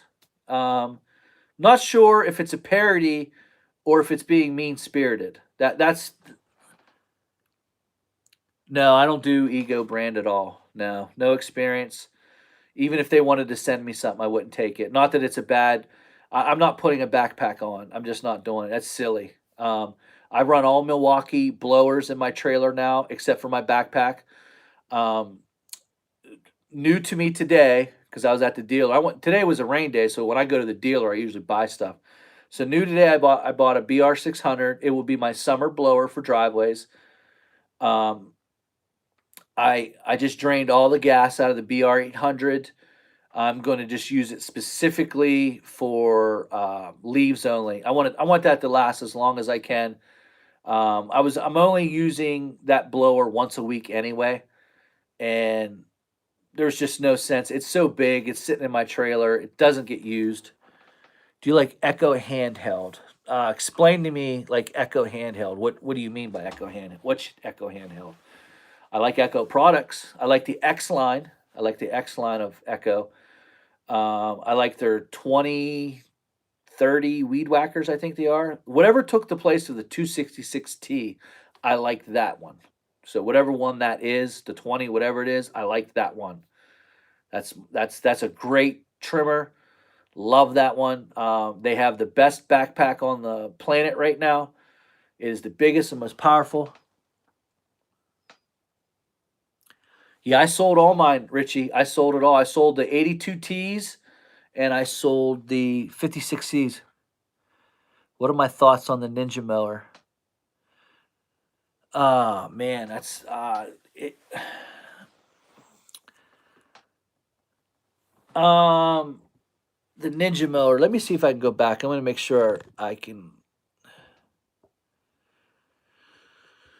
I thought it was a cool marketing thing. It's awesome. Nick got a mower made after his marketing. I thought that was awesome. If you like it, then you like it. Again, guys. To me, it's all about the deck. The deck first, then comfort. I think Wright makes a really good mower. I really do. I just listen. I just demoed him last Saturday. I think Ed Wright is a fantastic guy. His marketing is unbelievable. I think what he's doing on YouTube and Instagram and how hard he's working, I love it. I love it. I have nothing bad to say about it. But again, I'm into deck. I'm into can you cut my grass? I don't want to cut grass 3 and 4 and 5 times to make it look right. I'm not saying that his does or doesn't. I'm just saying that I just demoed it and I have used right equipment in the past, and it's always come down to that deck. It's always been about that deck. That's all I'm gonna say. Um, as far as Nick's mower, not jealous at all. Glad he got it. Looks pretty cool. It was a great idea, and I want you to know that probably Wright has sold a lot of mowers because of Nick, and I think he acts. I think for what he's done for them, I don't think it's a bad thing that he got a mower from them, and I'm just saying that. I really mean that. For how many? I want you to think about this. For Ferris, just in 2 years, just from people 16 zero turns because they've said that I influenced their decision. I don't think it's a bad thing that a company comes to you and says, "Hey, listen, we really appreciate what you've done for our company," and they help you out with a mower. They give you a discount. They give you a discount code. But for me, just for me, um, I'm not a fan. Um, I wouldn't put it on. I'll put it to you this: if I had a Ninja mower and I was mowing and I had to cut 3 or 4 times and grab a backpack, I don't want a discount code and I don't want the thing for free. That's just how I feel. If I told you that this Ferris, for me, the Ferris mower is not cutting up to par, and I'm not going to sit here and promote it to you. For me and my business, it's just the way I am. Yeah, 40%, 14%. I looked at that. I looked at everything for that. I really did. I looked at everything for that. Stan ZK is the best beast. Yeah, it's nice. That dirt monkey one is nice. Um, I don't have anything that I would need that on. That is just a brush cutting machine there. Um, but I'm not mad that they got their mowers or whatever. I'm not mad at all, at all. Um, the only thing that I always have said, and I say it here again, check the videos. When you see, if you're triple cutting lawns, that deck is not the right deck for you. If you find yourself double and triple cutting, quadruple cutting all year long, it's not the right deck in your area. There's something wrong. Like right now, I am single cutting all my lawns. They're striped up, they look pretty, they're fine. The grass isn't growing through the roof. The only reason why I'm having trouble cutting is because it rains every day or every third. It looks like rained on Sunday, then rained on Thursday. Looks like it's going to rain on Monday now. So I'll have a. It takes about 2 full days for you to get back on the lawns. So, but as far as the Ninja mower, I won't be purchasing it. Um, I won't say anything about you purchasing it though. I mean, if you like the Ninja mower, like the Ninja mower. If you like a right mower, like it. Just for me, I've demoed it. I demoed it Saturday. Um, I've been demoing a lot of mowers. The the new Ford truck is built for tough. It's built heavy. It's the heaviest built truck. I hope that it'll last. Is and again, I want to go back to the original point. I've been setting myself up here. These are my. This is it for me. I bought a brand new zero turn so I can start from scratch. Like brand new oil, everything's perfect. Everything's done my way. The oil that I use, everything. And I sold 2 mowers, and I figured that this 3200 would get me through a year without any problems. So I haven't had a breakdown on it.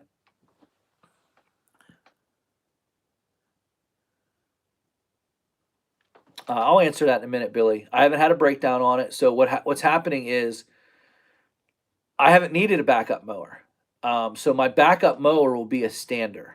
And so I will own a zero turn and a stander. And between the two, splitting the hours, I'm assuming 10 years. I'm 45. I'm looking around the 55-year mark. That's about as long as I think that I want to do what I need to do. Uh, by the age of 50, I want to have everything that I owe money on house to be totally paid off. And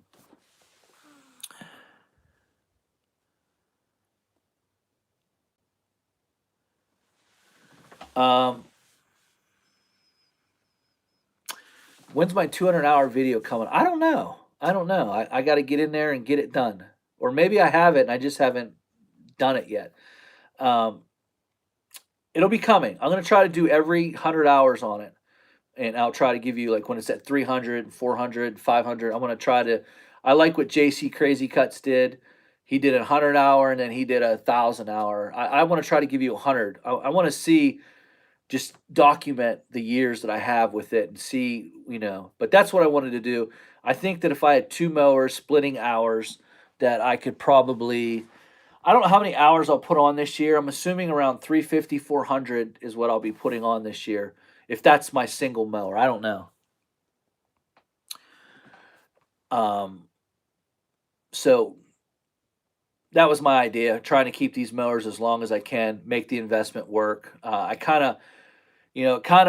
the 3200 was my first 3200, so kind of regretting a little bit because of the size of it and the trimmability and the striping, because the wheel was so tight to the deck. It's hard to stripe. Like I like to see wheel mark to wheel mark, like with a little bit overlap of a deck on each side.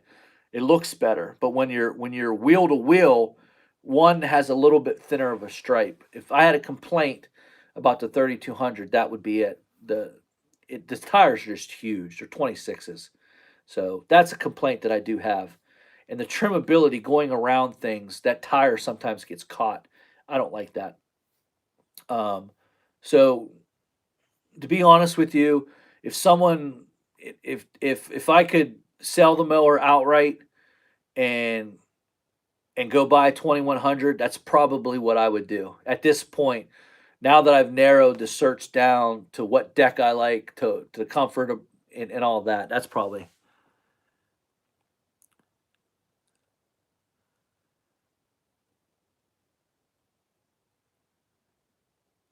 customer base is that solid. You said it. Wait, let me get back here. 5 to 10 year recession. I mean, that'll hurt everybody.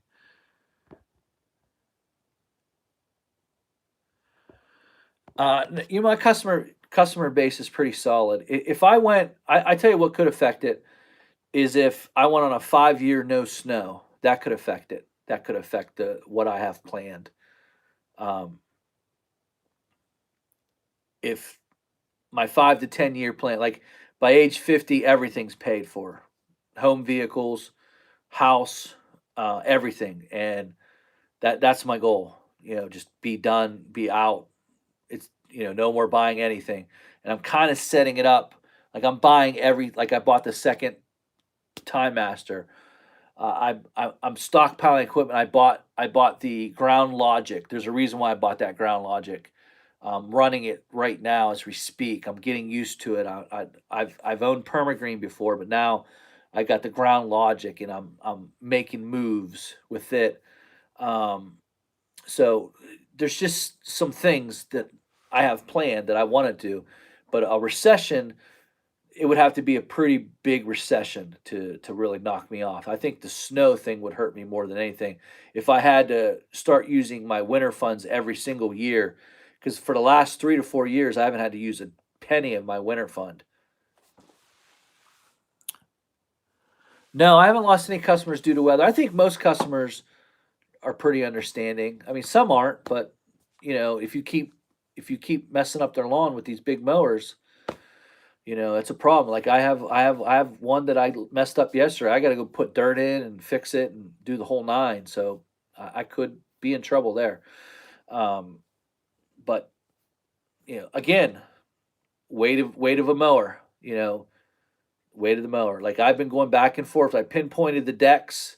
It was between a Turbo Force and the ICD deck.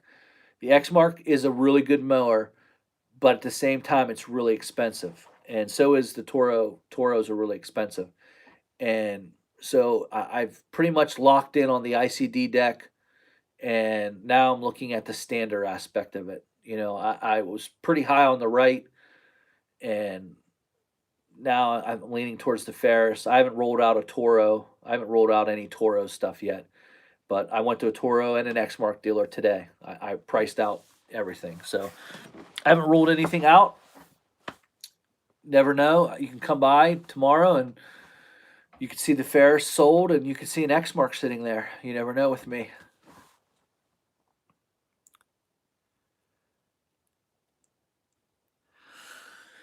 Yeah, my winter fund is funded too. It is. It is. I funded it. I had it done earlier this year, earlier than usual. What's nice is you get your winter fund, get it fast, and then if you don't have to use it in the winter, it becomes. Think of it this way. So let's say your winter you need $10,000. Well, you don't use it that winter, and then 4 years goes down. There's 40 grand in the bank because you had 10,000. Next year another 10,000. I don't never stop putting a winter fund in, even if you do have it funded. So now you have $40,000, and now you can really start investing in other things. Like there's other things that you can do. There's other career paths. Like I do get paid from other sources. Like I don't get paid from YouTube, so to speak, but like there's other things like that I do that I actually get a check from that's outside the realm of lawn care. And you can start investing in those different things like, rent houses, flip a house, or, you know, it's winter funds that are funded in the winter is pretty cool. Like we've had good snow for 4 years. Like this year in January, I worked 23 out of 100. I'm sorry, 23 out of 30 days. That funded my whole winter. It funded that 1 month funded my whole winter, and that was awesome. I even bought a brand new plow I'm setting that up because that's about a 10-year purchase, and I'm buying a brand new salt spreader. I'm setting that up too. This year, I'll be buying a brand new salt spreader, whole new system with the new truck, and that's what I wanted to do. This was my year. Last 3 years, I really focused in. Pushes, how many push I do. I don't do inches. I do push. So if you're opening up at 6, I want you to open up by 6. So come in, push it off, clean everything, salt it. If it keeps snowing, then I'll come back a couple hours later and hit it again. My truck time is 2 hours and 15 minutes. So I can keep coming back every 2 hours and 15 minutes. And I think that's perfect. So I can hit a lot, bang, bang, bang, keep coming back in a circle. If it's just going to snow in the morning, sometimes I'm going to have to go salt. That's all I do, just run some salt. It takes me about an hour, hour and a half to do. I don't know. Taking about an hour, depending on by loading it. By the time I load it, go um, get up there, go through my whole route. But if I'm on it, and for every 2 hours and 15 minutes. So when I finish that last one at 2 hour and 15, by 2 hour and a half, I'm back at the first one, hitting it again. And that's how I do it. Less accounts, more visits. The only time it stinks is we don't get a lot of all day events. We only had 2 or 3 last year where came at night, went all day. So, but I set that aspect up. I'll be getting a new salt spreader too. Snow is great. When it snows, it's awesome. Maybe you can find something else to do in the winter to fund your winter fund. You know, guys, that's it, man. It's been fun talking. I love talking to you guys. DM me, text message me. Does steel equipment give you trouble starting an enclosure? Yes. We just went over that. Yes, it does. On 90-degree days, dew point 65 and above, I start having issues with my enclosed trailer. That's another reason I went to battery operated. And it happened with the Echo. It's not just steel. It happened with Red Max. It happened with Husqvarna. Go look at my videos from years past. My Husqvarnas would do the same thing. Even not in an open trailer environment. For some reason, I can't figure this out. Even when it's in the sun, something about the heat of the sun just heats it up. And for some reason, I don't know where it goes, but the bulb goes empty. And as soon as I see it, I know I'm vapor locked. Like I already know it. Like when I pick the weed whacker up, I look at the bulb, it's empty. I just unscrew it and it goes.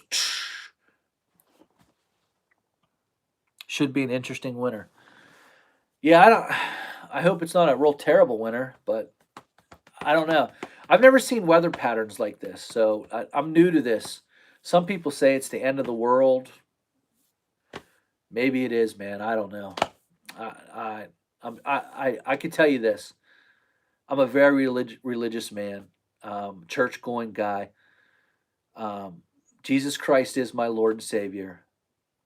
I do love my life, though. I have a great family. Um, Great kids. I have a great life. So I do know the biblical teachings of the Bible and all of that. And Clement said it right. Only one person knows the end, and that's God Himself. So I don't know. I don't know. I can tell you this, and I mean this.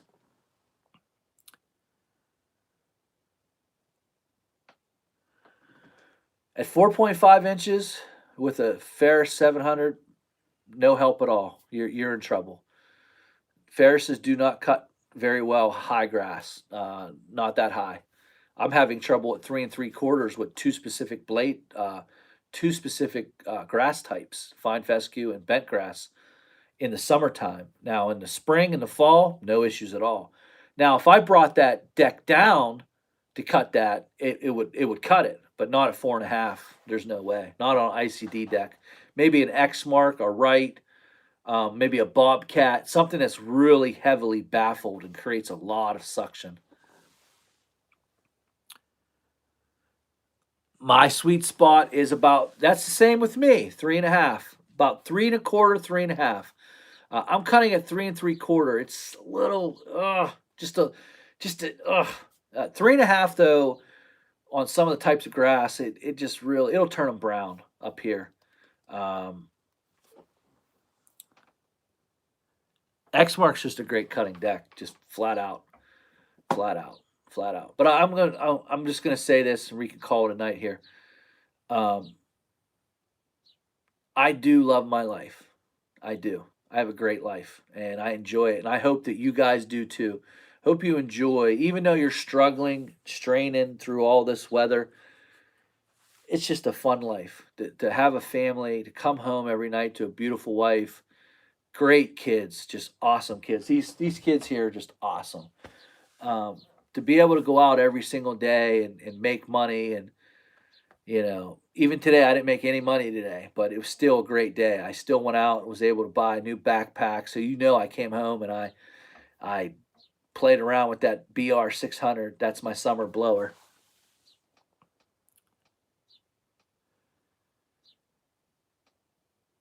Both with oil guard. I like the oil guard so far.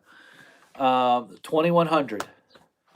Uh, yeah, you know what, guys? I'll be honest with you. If I sell the 3200, I probably will buy a 2100. I probably will. If someone came on and said, "Hey, I'll buy that mower for this price," I probably would sell it. It's a great mower. It's more. It's just a big mower. It's a big mower, man. Um, I do like it though. I enjoy riding it. I enjoy it. It's a beast. I mean, with that engine, that deck, and wow, it's a powerful motor. I can honestly stand behind the Ferris product. I can tell you that I like the Ferris product. The products that I mentioned, um, the 600 to 700, I'm not a fan of. I think it's a little too homeownerish. But the 800, I'm impressed with what they're doing with that 800. The Z2, like it. I'm not going to say I haven't had some bad days this year. I have. I've been frustrated, but it's just, man, when you think about it, where you came from, and it's a good life. So when people tell me, it's the end of the world, I do get a little bummed. That joker is heavy. I'm just Jason. I'm telling you, that's all I've been talking about. I got it stuck yesterday, my man. I could have used your help. You're a big dude. I buried that sucker. Just wasn't big enough. The 600. You're right. Um, the I the Ferris 3200, the Ferris 2100, the Z2 and the Z3, and I'll even go the 800. And I do like I promote those products. I will stand by those products. I also like, they make a fixed deck, not a fixed deck, but a non. I think it's the 160, the 200, or 250. I don't know what they're called, but they make a mower. It's identical to the Snapper Pro. They just don't have springs on them. I'll stand behind those too. I like those mowers too. Just get a suspension seat because they're a little rough to ride. But Ferris to me has come a long way. You can go back in my videos, go way back. You can see I've owned a lot of mowers trying to find that mower that fits me. First off is deck, then comfort, then power. First button walked. I think everyone owned a button. So those are that's how I look at it. It's comfort. Oh God. Who is this Vincent Medina, man? I tell you what. God, I can't stand it. You just mentioned leaves again. It's the backbone of my and I can't stand end of October, November. Think about all the years of dumping a truck. Ugh. So just briefly gonna go back down it. The difference between 2100 and 3200 is size. The 3200 stays on hills better than the 2100. The 2100, for some reason, to me, seems to ride better. I don't know why, but I like the ride of the 2100. You get better trim ability with the 2100, but you also lose power with the 2100. I think as far as up as they'll go, they used to have a 32 Vanguard. Demo the Alto's wheel motor. Okay. The 20, I like EFI, and I think the only EFI you can get with a 2100 right now is a 28. It's a good mower. It has a little bit of torque to it. It's no 37 though. And so you'd have to choose. Like, it has to fit perfectly in your wheelhouse. I'm willing to give up a little bit of power, but the hillside stability is an issue with me. So if a 2100 came along and was the right price, I got the right deal, I would take it. I'm not gonna lie. The Z2 is in my wheelhouse. It's coming. It's coming. It's coming. It should be here in a month. Within the month. If the Z3 was a little lighter, I would go with the Z3. It's a big machine. It's heavy. It's a heavy machine.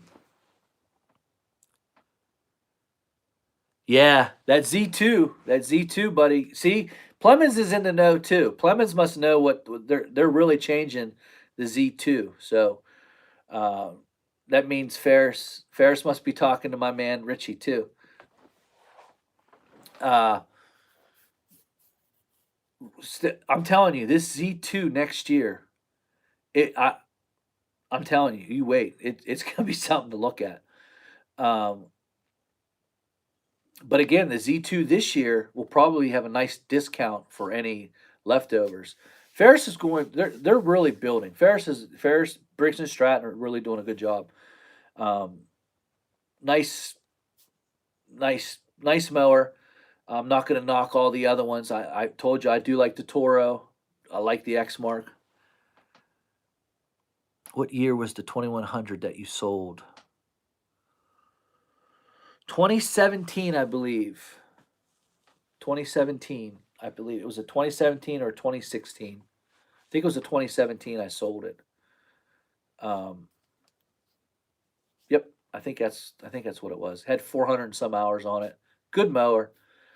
Terrible on hills though. I had a lot of trouble on hills. I had to put a weight kit. Go back and look at my mower, my videos, and you'll see I put suitcase weights on the back, and I strapped them in with a ratchet strap so I could have some weight in the back there. That's nuts. You shouldn't have to do that. It was just terrible on hills. It would slide right down the hills, like side to side. It did better. It did better with the deck up in the air than it did with the deck down. So if I was going across the hill like this, it did better. If I was going across the hill with the deck facing down, it would just slide. I lost control of that mower quite a bit, actually, until I put that weight kit on. Once I put the weight kit on, it was fine. But this 3200, it'll stick on the side of a hill. It'll stick. It's a good mower. So that's my time, guys. It's been fun. Johnny Mo salute, baby.